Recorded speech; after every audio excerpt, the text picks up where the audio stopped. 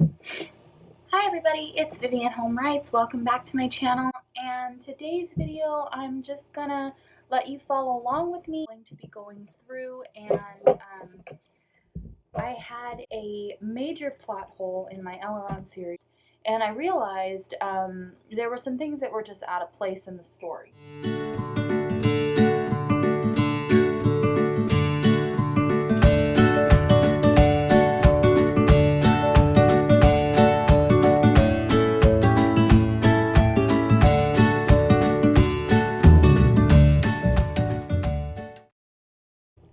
The baby wants more snacks. I had a major plot hole in my Ellyron series that became way more apparent when I started going through all of the final drafting of the first draft. So my idea is to kind of sit down and redraft some of the middle, the slushy middle, and then put an exciting new beginning. The part that I really like for the beginning has kind of taken over like the middle area, so I need to push that to the middle and put something different in the beginning. So I'm going to be drafting that. So I have my exciting Ellyron series Bible that I've been working on with my scene beats and all that. I've shown you that in the past, probably beginning of this year. And I had drafted with stickies first and then into my Google outline draft and all that. And so I'm going to be going through and I'm going to be taking all of my main story events, all of my my main beats, and I'm going to pare them down to like 1-word or 2-word sentences, and then I'm going to take the middle section and be focusing on that. I'm actually going to use my my scene cards to lay out all of it because it is a big project, as you've seen in my previous videos. Whenever I talk about it, or my husband and I talk about it, it's a really big project. So there's a lot of different elements that I'm keeping track of. That's why I use colored, I guess I could just show you, colored scene cards and note cards and sticky notes for keeping track of like the love element, the magic element, certain deaths, certain, meetings. I kind of keep those color coded for myself so I can keep track. And so I'm going to use my sticky notes, I'm going to use my note cards, and I'm going to basically take the middle section that got really slushy and draggy, which happens to a lot of people from what I've heard. The middle section can get very like convoluted and really full of detail, or it can be like exciting to write the beginning, exciting to write the end, and then in the middle you go, what do I do? So it seems like over the last almost 10 years of writing this epic story, I kind of lost track of what my story was about in the middle.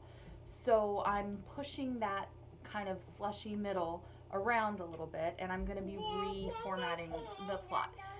This is what my husband was complaining about in the significant other video, about how often I change things, and I think that is the reason. I think the reason I couldn't really commit to anything in the story in the middle was because it just didn't feel right. There were certain elements of it that I really loved, and then there were other elements in character fleshing that I do in the middle, but because of there's travel, there's adventure, because of those elements, it kind of gets lost, and there's a lot of like info dropping in the very middle, which doesn't really make sense, and I don't want the info dropping in the beginning, so I'm gonna have to craft it out. This is my favorite part of writing, kind of.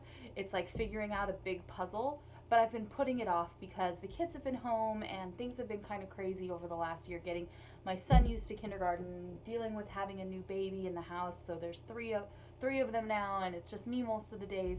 And so I haven't really had the time to just zone into my own headspace. So I kind of kept putting it off. I worked on some of my smaller projects. I really got myself motivated by working on Witches of Walnut Creek, which I'm gonna start editing that probably in the fall. And working on my picture books, I really enjoyed doing that. Getting started on my middle grade chapter book. the mouse adventure one. I just was kind of using some of my time to kind of take a breather from this project, but I think I'm ready to jump back in. So what I'm going to be doing now that the kids have started back up at school, so they're full days now. They're in school until about 3:20 total. I don't have to start pickup until almost 3 o'clock. So that's been a really good change. So what I'm going to do is I'm just going to let you guys see a little glimpse of how I'm going to start this. I'm probably going to jump around in the video. I might take off my sweater, be moving to the bed, move to some other spots in the house to show what I'm doing. And don't get alarmed. I'm not, I'm not gonna go crazy, but I'm gonna spend the rest. It's 10:30 now, so I'm gonna spend the rest of today working on what I can for that. I will be filming some more stuff for YouTube, but I'm gonna try to save the rest of that for later in the week and really get started on this project, because I intend to I have about 4 hours every day between drop off and pickup between the kids. So once I get the plotting done and I update my project in Scrivener and I get my series Bible all filled out, once I've done all that, I'm really going to be using those straight 4 hours to be either illustrating Just Won't Nap Jack before it comes out or strictly writing. This project is really big, and it's probably going to get way pared down eventually, and then refleshed out again, because like I said, a lot of it's info dumping. A lot of it would be good for my series Bible, but not necessarily for the actual book. Hi guys, I'm back. So the first thing I did is I went into my Scrivener project and I told it to print out all of the chapter. There's a view called, I'm in the outline view. And what I had it do was I had it print out all of the outline, which gives me the details. Like here's page chapter 32 and 33. So 32 I didn't have any information written in, so it goes to chapter 33, the chapter title. Then it has the scene title breakdown, and then what I wrote for that scene and the 4 scenes in that chapter. Then chapter 33, and so I've got it printed out. On the blank ones, they're blank, they haven't been filled in because I changed it several times, and so I just have to make sure that I've gone through, and that's part of what I'm doing. So now what I'm going to do is I'm going to take my note cards and I'm going to start laying out all of the main points I'm going to get my highlighters, and I'm going to lay out the main points that I want to keep in the story and get them so that I can start moving them around and fleshing out the story a little bit more. For me, that's going to be the best way for me to get all of the points that I want to hit, keep track of all of the characters. There's one main point of view in this story. The main character Sebastian is the main point of view. I'm gonna really quick show you. I've been practicing my digital art again, so I kind of did a quick the map of Ellyron, which is there. I drew that out. And then I also went in recently, and I've shown you him before, but I went in and really fine-tuned him and made him look a little more like a person.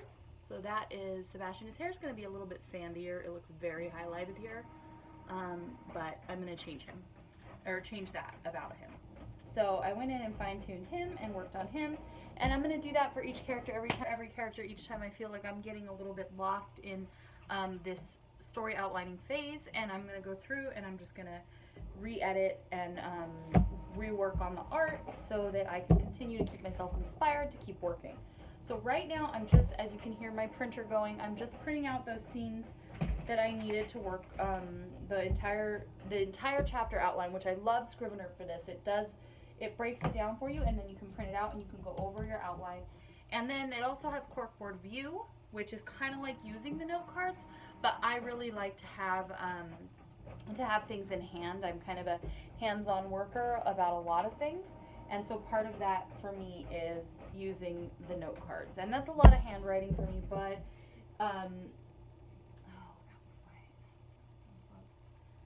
that's a lot of handwriting for me, but I feel like it's how I connect with my stories. a very traditional old time, like I used to write all of my stories when I was young by hand before I got a computer when I was in my 20s, because I'm one of those crazy people whose parents didn't allow them to have a computer when they were a teenager for school. So everything I wrote was handwritten, and that's why my wrists are so crazy now.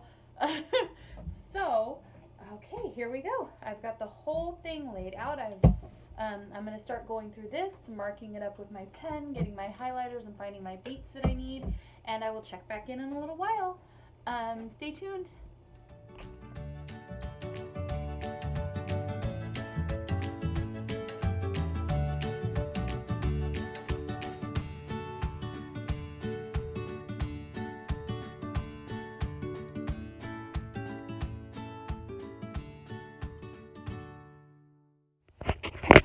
Okay guys, hi. I had to move to the living room because the baby just fell asleep and she didn't want to, so she was being a little sensitive, and I figured if she heard my voice, she would wake up. So there is what I've been working on. I'm mapping out the first half and the middle half of the slushy part of the book.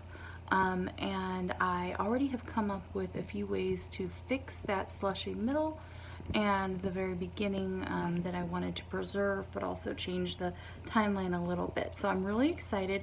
Right now what I'm going to do is I'm going to go and start filling these details in from my note cards and from these guys, and start fleshing out those parts that I've changed, the new added parts. And I will check back in a little while, and hopefully I'll have some more updates for you guys. I'm really excited because I totally connected the first half with the middle, so it doesn't seem so sluggy anymore. I'm really excited. Okay. Hi guys, so this is just one last check-in. I'm actually at my daughter's school for pickup. I just wanted to let you know that I did get to the end of that fleshing out project I was doing. I was able to get that plot hole kind of ironed out. I haven't actually done the writing for it yet, so we'll see how ironed out it is, but I do know how I'm going to get from point A to point B. So I hope you enjoyed this video and seeing the little bits and pieces of how I planned this out and how I did it. And stick around for more videos. Next week I'm probably going to be working on a new series on writing tips, and also I'm going to be doing an interview series coming up and a few more author tags. So stay tuned. Hope you enjoyed it. Bye!